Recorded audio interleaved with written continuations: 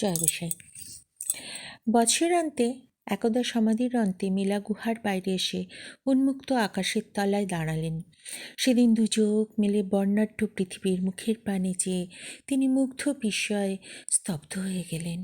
শীত নিঃশব্দে কখন বিদায় নিয়ে চলে গেছে জানতেও পারেননি। তখন বসন্ত উৎসব চলেছে বনভূমির দিকে দিকে। যেদিকে দৃষ্টি পড়ে সেদিকেই যেন আনন্দের হাতছানি।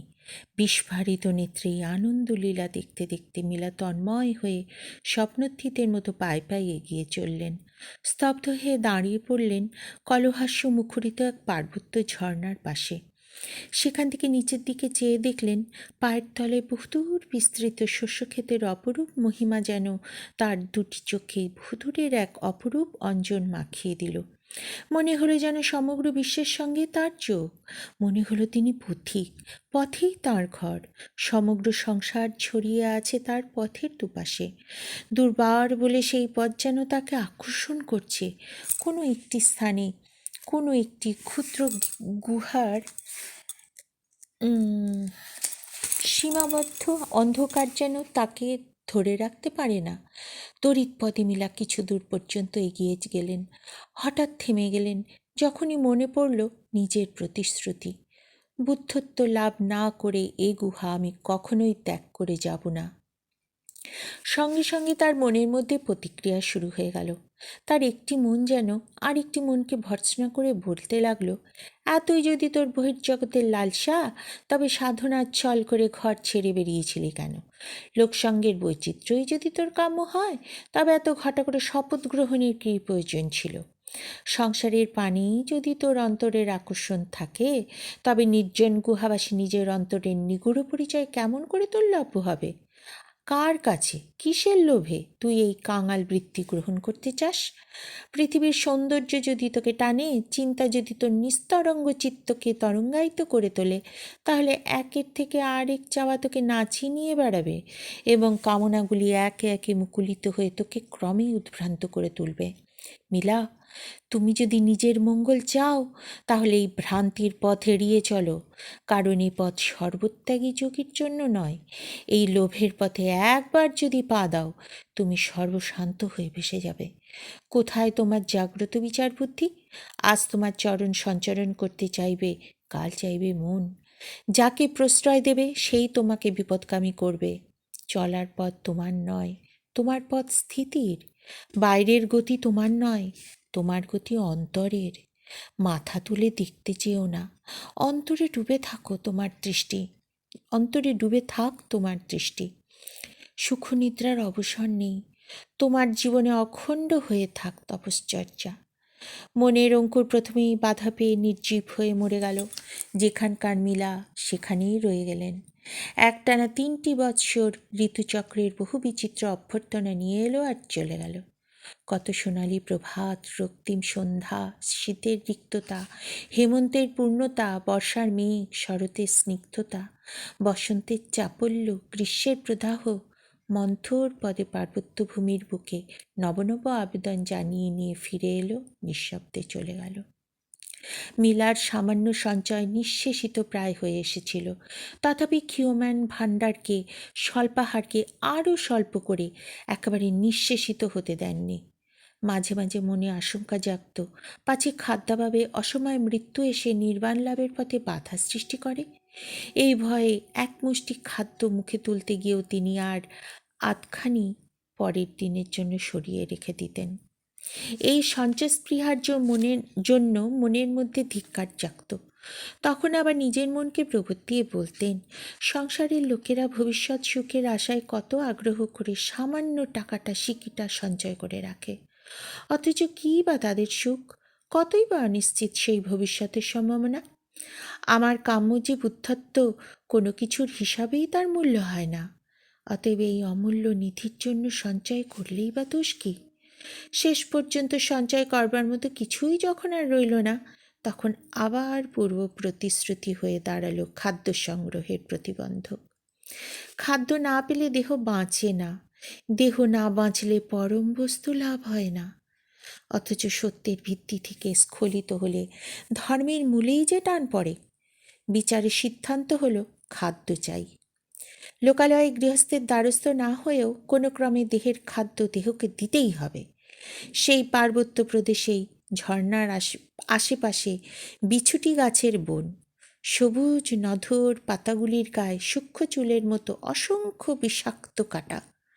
মনে মনে মিলা স্থির করলেন এই পাতা সিদ্ধ করে জঠরের জ্বালা নিবারণ করবেন।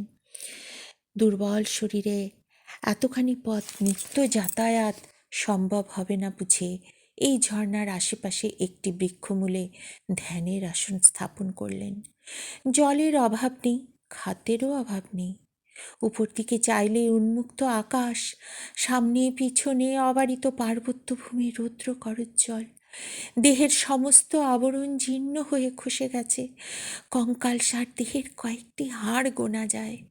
বিছুটি পাতা সিদ্ধ দিনের পর দিন খেয়ে খেয়ে সারা দেহ সবুজ হয়ে গেছে, কিন্তু সমাধিবান পুরুষের কোনো দিকেই দৃষ্টি নেই।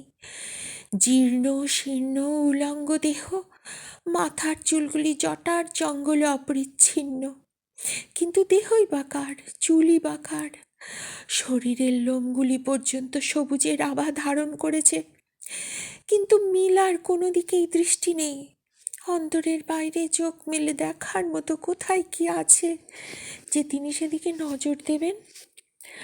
সংকটকালের নির্দেশ হিসেবে গুরুদেব যে খামখানি মিলাকে দিয়েছিলেন, সেখানে মিলার সঙ্গে সঙ্গেই থাকত, যত্নে আদরে পরম সম্ভ্রমে। কখনো কখনো মিলা সেই শেষ সম্বলটি মাথায় ছুঁয়ে সর্বাঙ্গে বিলিয়ে শান্তি পেতেন। খুলে পড়বার লোভ যে হতো না তা নয়, কিন্তু মনে মনে বুঝতেন যে তেমন সংকট এখনো আসেনি। গুরুর শ্রীহস্তের স্পর্শধন্য লিপিখানি মস্তকে ধারণ করে ঘণ্টার পর ঘণ্টা তিনি স্থির সমাধিতে মগ্ন হয়ে স্থাণুর মতো বসে থাকতেন। এইভাবে বিছুটি পাতা সিদ্ধ খেয়ে দেহবোধ শূন্য মিলার একটি বৎসর কেটে গেল। সহসা একদিন এই লোকালয় বর্জিত অরণ্য প্রদেশে মানুষের আবির্ভাব ঘটল। কিদ্রং প্রদেশ থেকে কয়েকটি শখের শিকারী দূর থেকে মিলাকে দেখতে পেয়ে প্রথমে ভাবল কঙ্কালসার প্রেতাত্মা। কাছে এসে ভালো করে দেখে তারা যখন বুঝল যে মিলা সন্ন্যাসী জাতীয় মানুষ ছাড়া আর কিছুই নয়, তখন তারা সিদ্ধান্ত করল যে এই নির্জন প্রদেশের অধিবাসীর কাছে আর কিছুই না থাক, প্রচুর খাদ্য ভাণ্ডার নিশ্চয়ই লুকিয়ে আছে, নইলে সে বেঁচে কি খায়, বাঁচে কি খেয়ে। মিলাকে ধমক দিয়ে তারা বলল, আমরা ক্ষুধার্ত, যা যেখানে আছে শীঘ্র বার করে দাও, নইলে তোমার ভালো হবে না। মিলা বললেন, আমার যা খাদ্য তোমরা তা খেতে পারবে না। আমি এই বিছুটি সিদ্ধ খেয়ে বেঁচে আছি, এছাড়া আর কোনো খাদ্যই আমার নেই। খাদ্যের আকৃতি থেকে তারা শিউরে উঠল, বলল, ও বিষ খেয়ে কেউ বাঁচে? চোখে দেখলেও আমাদের বিশ্বাস হবে না। ভালোই ভালোই কি কোথায় লুকানো আছে বলো, অস্বীকার করলে তোমাকে কঠিন শাস্তি পেতে হবে। শাস্তির নমুনা স্বরূপ তারা মিলাকে জোর করে আসন থেকে তুলে আছাড় দিয়ে ফেলে দিল। মিলার দেহে প্রচণ্ড আঘাত লাগলো, কিন্তু মন নির্বিকার। তিনি বললেন, আমাকে অপমান করে তোমাদের লাভ কি? কোনো খাদ্যই আমার কাছে নেই, কিন্তু এরকম দুর্ব্যবহার করে কি কারুর কাছে খাদ্য আদায় করা যায়? আমাকে এভাবে আছাড় দিলেই কি তোমরা খাদ্য পাবে? সন্ন্যাসীকে আঘাত করে কি তোমরা পুণ্য অর্জন করতে চাও? নির্বিকার মিলার শান্ত কণ্ঠের এই উক্তি শুনে দুর্বৃত্তেরা আরও উত্তেজিত হয়ে উঠল। বলল, পুণ্য বা পাপ যাই হোক, তোমাকে আমরা সহজে নিষ্কৃতি দেব না। তোমার সন্ন্যাসীগিরি আমরা পরখ করে দেখব। শীর্ণদেহ মিলাকে আসন থেকে শূন্যে তুলে বারংবার ছুঁড়ে ছুঁড়ে সজোরে আছাড় দিতে লাগলো। এই পাশবিক নির্যাতনেও মিলার ধৈর্যচ্যুতি ঘটল না। দৈহিক বেদনাকে ছাড়িয়ে তার মন এই বিপদগামী জীবগুলির প্রতি করুণায় আর্দ্র হয়ে উঠল। তার মনে হলো, আহা, এরা বড় দুঃখী, ক্ষুধার জ্বালায় এখন এমন বিষদৃশ আচরণ করছে, এদের কল্যাণ হোক, মনের গতি পরিবর্তিত হোক। তার চোখে জল দেখে পাষণ্ডের দল অট্টহাস্য করতে লাগলো। কেবল তাদের মধ্যে একজনের মনে হলো মিলা সাধারণ মানুষ নয়। মিলার চোখের জল নিছক দৈহিক বেদনার অভিব্যক্তি নয়। সে লোকটি গোড়া থেকেই মিলার অত্যাচারীদের সঙ্গে সহযোগিতা না করে দূরে দাঁড়িয়ে মিলার ভাব পর্যবেক্ষণ করছিল। এই নিষ্ঠুর লীলা আর সইতে না পেরে সে দুর্বৃত্তদের নিবৃত্ত করবার জন্য সচেষ্ট হয়ে উঠল। বলল, তোমরা অন্ধ না হলে বুঝতে যে এ এক সত্যিকারের লামা। এই অস্থির চর্মসার দুর্বল মানুষটির উপরে এভাবে বল প্রয়োগ করে তোমাদের কি লাভ তোমরাই জানো। আমার অনুরোধ, তোমরা এই কর্ম থেকে বিরত হও। আমরা ক্ষুধার্ত হয়েছি বলে ওর অপরাধ কোথায়? কৃতাঞ্জলি হয়ে সেই লোকটি মিলাকে সম্বোধন করে বলল, অসামান্য তোমার সহ্য শক্তি। আমি বুঝেছি তুমি সামান্য মানুষ কখনোই নও।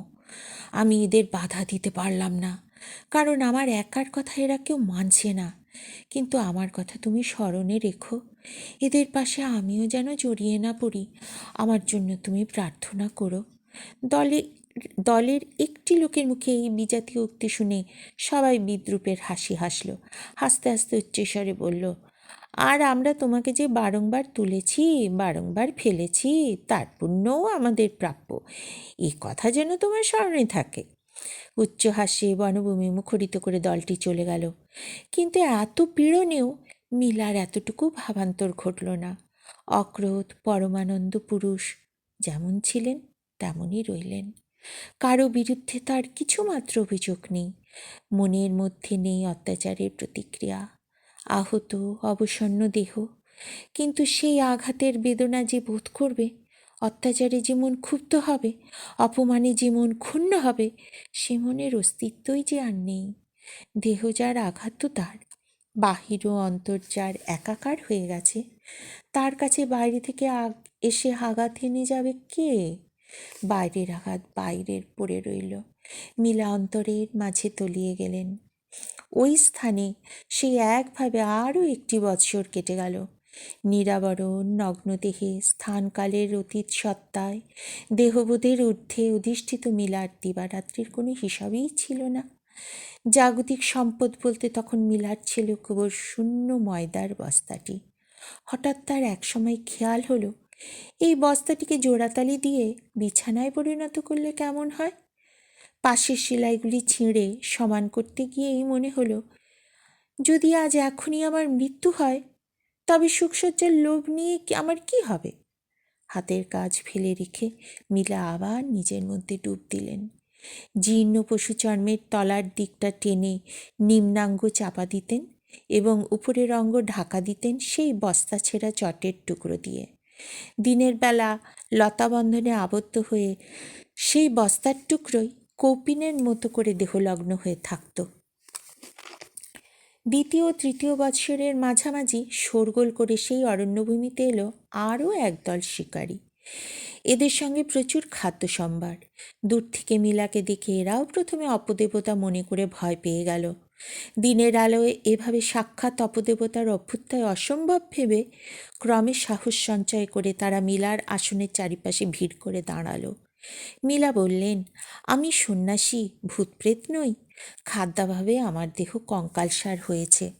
যখন তারা চারিদিক অনুসন্ধান করে বুঝল যে বিছুটি পাতা ছাড়া মিলার অন্য কোনো রূপ খাদ্য আশেপাশে কোথাও নেই, তাদের মিলার প্রতি শ্রদ্ধা হলো।